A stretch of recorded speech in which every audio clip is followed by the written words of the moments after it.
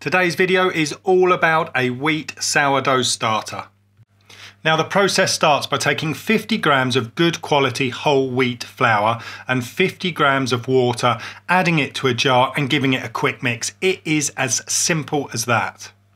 Now straight off the bat, I just want to say this is a natural fermentation process. So if your starter isn't doing exactly the same as mine in this video on exactly the same day, try not to worry, but just look out for the signs that are happening throughout this process.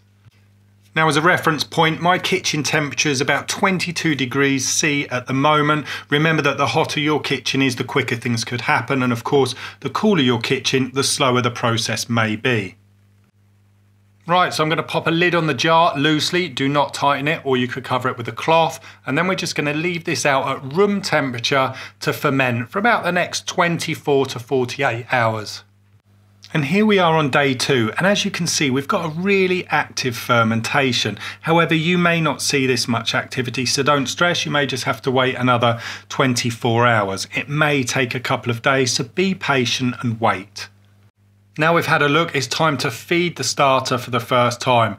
We've got a total weight of 100 grams and we're going to add 50 grams of water and 50 grams of whole wheat flour.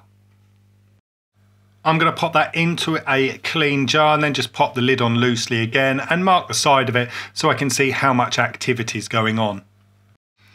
And here we are on day 3 of the fermentation, and we can see that the starter has risen slightly up the jar and we just have a few bubbles, but it doesn't resemble the large activity that we had after the first day. So remember that the fermentation process can slow down a little bit and change on a daily basis. So now we feed it in exactly the same way. I've got 200 grams of the starter. I'm going to add 100 grams of water and 100 grams of whole wheat flour. Give this a quick whisk up and then I'm going to pop it into a clean jar just so I can check on the activity. I'm going to give it a mark with a marker pen and then straight on with the lid and leave it till tomorrow. So day 4, and really not a lot has happened to our starter at all. You can just see a layer of liquid on the top and it looks pretty well dead. Don't worry, we will crack on with the feed. Now normally the feeds will be equal quantities, but today I'm going to reduce the water to about 130 grams because I want to tighten the consistency of this starter up. I'm now going to add 150 grams of the starter and discard the rest, and then I'm going to add 150 grams of whole wheat flour. Give that a good mix and then I'm going to add it to a clean jar. Now as I tip it in, you're going to notice the consistency. It's a lot thicker, and that's because I just reduced the water. It wasn't quite an equal quantity. I added 130 grams instead of 150. And this is kind of the consistency of the starter that you're shooting for. Again, mark it up, pop a lid on it and leave it out at room temperature.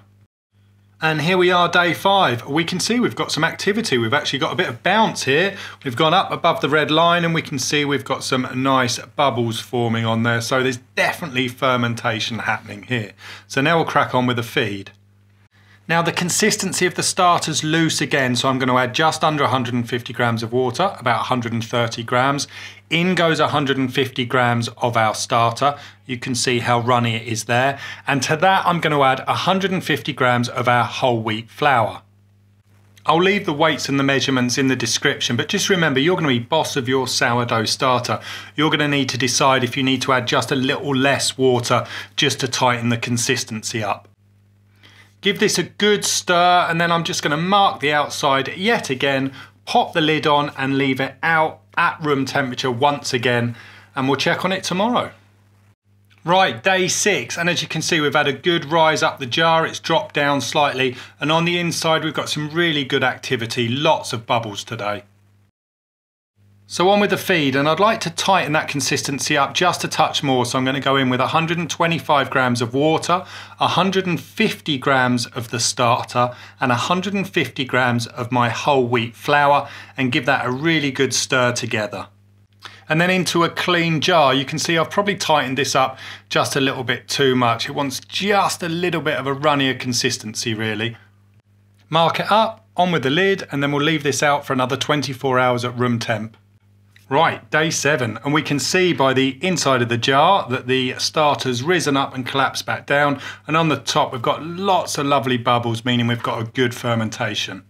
From today and for the foreseeable future, I'm probably going to feed this with equal quantities of flour and water from now on. So I've got 150 grams of water, 150 grams of our starter going in, followed by 150 grams of whole wheat flour. We're going to give that a good stir up, pop that into a clean jar, mark it up, pop the lid on, and then again, we're going to leave this out at room temperature until the next day. Okay, so it's 5 hours later the same day, and here you can see we've got a really viable starter here. So we've just got one slight change in the schedule tomorrow. Okay, so pretty much everything remains the same now. We're just going to lighten this starter a little. So instead of adding 150 grams of whole wheat flour, we're going to add 75 of whole wheat and 75 of white flour. Now from this point on, your starter's pretty much ready to use. Remember, it is still young, so maybe adjust your expectations accordingly.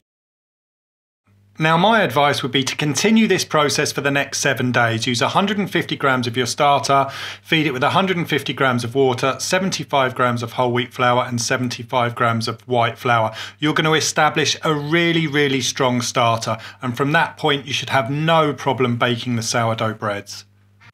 Just remember, you will need to feed your starter before using it in the recipes. Follow all of the directions that are given for the bread recipes or the sourdough products that you follow. Between bakes, you can keep this in the fridge. If it's going to be for an extended period of time, make sure you give it a feed before you pop it in the fridge. Thank you very much for watching. I'll see you again very soon. Stay tuned.